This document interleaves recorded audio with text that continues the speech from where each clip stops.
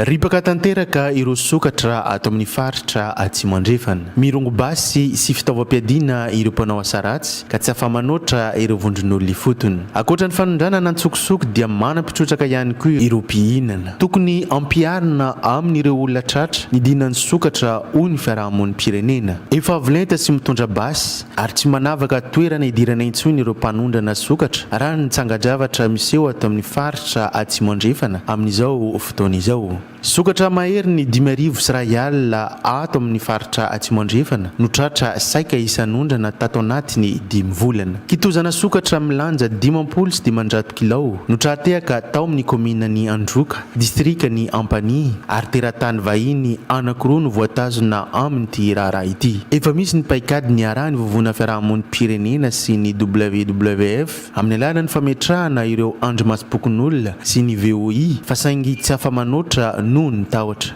Atao tantely afa-drakotra ny harena voajanahary eto amin'ny faritra atsimo andrefana. Tao anatiny 5 volana angamba zay raha tsy diso zahay 5,000 sy R1,000 sokaka agny hoagny zao roa tsatehaky.